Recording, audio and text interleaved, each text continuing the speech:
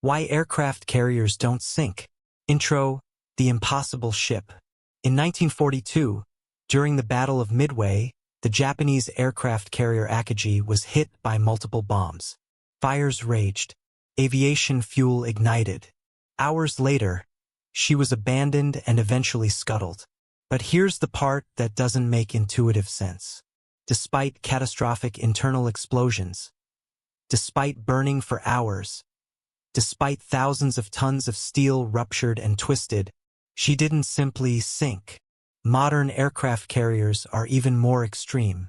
A U.S. Nimitz-class aircraft carrier displaces over 100,000 tons. That's heavier than 70,000 cars. Its flight deck is 333 meters long, longer than 3 football fields.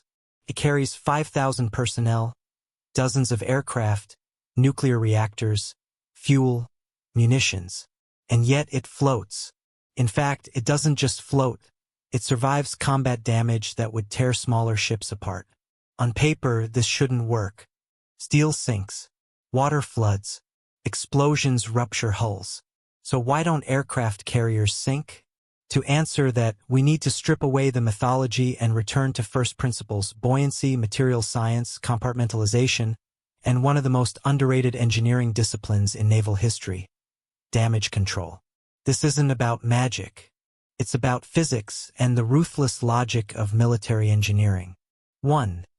The context. Why build a floating city? Aircraft carriers exist for one reason: power projection. Instead of relying on land-based airfields, a navy can bring an entire air force to any coastline on Earth. During World War II, carriers like the USS Enterprise proved that naval air power could decide wars. Today, a single carrier strike group can influence geopolitics across entire regions. But here's the constraint: if your airfield sinks, you lose everything. A fighter jet can eject. A tank can retreat. But an aircraft carrier? It's either floating or it's gone. Which means survivability isn't optional. It's the entire design philosophy. 2. The physics constraint. Archimedes wins. Let's start with the most fundamental question. Why does anything float? The answer comes from Archimedes' Principle. An object immersed in a fluid experiences an upward buoyant force equal to the weight of the fluid displaced. Visual. Simple animation: block of steel sinks. Hollow steel hull floats. Steel sinks in water because its density is higher than water, about 7,850 kilograms per cubic meter compared to water's 1,000 kilograms per cubic meter. But ships aren't solid steel blocks. They are hollow structures filled mostly with air. A carrier may weigh 100,000 tons, but it displaces 100,000 tons of water. If the average density of the entire structure, steel plus air plus machinery plus crew, is less than water, it floats. This is the first key principle. Aircraft carriers float not because they are light, but because they are large. Volume is survival. 3. Why bigger is safer? Here's the counterintuitive truth. Bigger ships are actually harder to sink. Why? Because buoyancy scales with volume and damage scales with surface area. Visual. Cube scaling comparison. Volume increases faster than surface area. If you double the length of a ship, volume increases by 8 times, but structural surface area increases by 4. That means larger ships have proportionally more reserve buoyancy. A torpedo that breaches 50 cubic meters of hull space represents a much smaller percentage of a 100,000-ton carrier than a 5,000-ton frigate. In simple terms, a carrier has so much internal air volume that localized flooding barely matters, at least initially. But that leads to the next problem. What happens when the air gets replaced with water? 4. Compartmentalization. Engineering against chaos. If a ship were one giant hollow box, a single hull breach would flood everything. Game over. So naval engineers subdivide ships into watertight compartments. Visual. Cross-section of carrier showing bulkheads. Each compartment is sealed by reinforced bulkheads and watertight doors. If one section floods, the others remain intact. This concept dates back centuries, but modern carriers take it to extremes. There are hundreds of sealed sections. Damage control teams are trained to seal off compartments within minutes. Because survival isn't about avoiding flooding. It's about controlling it. 5. Stability, the center of gravity problem. Floating is only half the battle. The real danger isn't sinking, it's capsizing. If the center of gravity rises above the center of buoyancy, the ship flips. Visual, diagram showing center of gravity versus metacentric height. Carriers counter this in 3 ways. Massive beam width, they are extremely wide. Low-placed heavy systems, reactors, machinery deep in hull. Ballast control systems. The width increases the metacentric height, a measure of stability. Put simply, the wider the ship, the harder it is to tip. That enormous flight deck? It isn't just for planes. It's a stabilizing platform. 6. Material science, steel that doesn't fail. Modern carriers use high-strength, fracture-resistant steel. Not because it's harder, but because it resists crack propagation. When a missile strikes, the damage isn't just the hole, it's how cracks spread. Visual, slow-motion fracture propagation versus reinforced steel. Carrier hull steel is designed to deform plastically before catastrophic failure. In engineering terms, it absorbs energy. A brittle material shatters. A ductile material bends. In combat, ductility saves ships. 7. Redundancy. Nothing has one of anything. Aircraft carriers are floating redundancy machines. Multiple generators. Multiple pumps.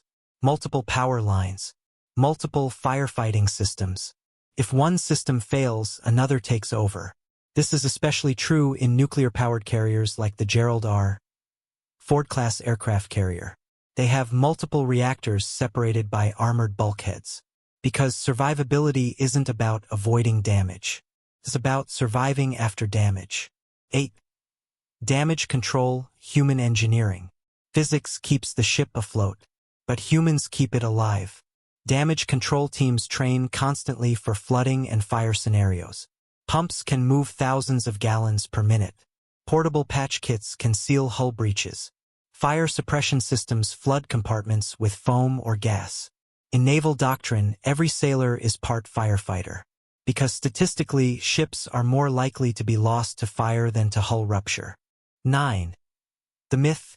One missile can sink a carrier. This is a popular claim. But let's examine it analytically. A modern anti-ship missile might carry a 300 to 500 kilograms warhead. That's devastating. But sinking a 100,000-ton ship requires either massive structural failure, extensive uncontrollable flooding, magazine detonation. Carriers are designed specifically to prevent cascading failure. Even during World War II, ships like the USS Yorktown survived multiple bomb and torpedo hits before finally succumbing.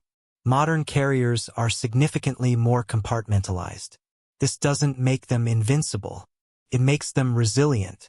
There's a difference. 10. Trade OFFS, the cost of not sinking. Survivability comes at a price. A Gerald R. Ford-class aircraft carrier costs over $13 billion per unit. That doesn't include aircraft. The ship is effectively armored through structure, not through heavy plating. Adding thick armor would increase weight, reduce aircraft capacity, and increase cost dramatically. So designers rely more on compartmentalization, redundancy, active defense systems, instead of raw armor thickness. It's a calculated compromise. 11. The real limit, water always wins. No ship is unsinkable. Given enough flooding, buoyancy disappears. Given enough fire, structural integrity fails. Given enough hits, damage control is overwhelmed. The ocean doesn't negotiate. But here's the engineering brilliance. Aircraft carriers are built so that enough is extremely difficult to achieve. They are designed to survive long enough for escorts, air defenses, and crew response to intervene. Survivability isn't infinite. It's time-based. 12. The economic reality. Carriers are expensive not just because they are large, but because they are survivable. Every bulkhead, every pump, every redundant cable costs money, but losing a carrier costs more strategically and politically. So the question becomes, is survivability worth $13 billion? For global superpowers, the answer so far has been yes. Conclusion: human ingenuity versus nature. Aircraft carriers don't defy physics. They exploit it. They float because volume beats density. They survive because redundancy beats chaos. They endure because engineers respect the ocean's power. But they are not immortal. Nature always wins eventually. Engineering merely delays the outcome. And perhaps that's the real story. Not that aircraft carriers don't sink, but that through physics, material science, and relentless systems design, we've made them incredibly, extraordinarily difficult to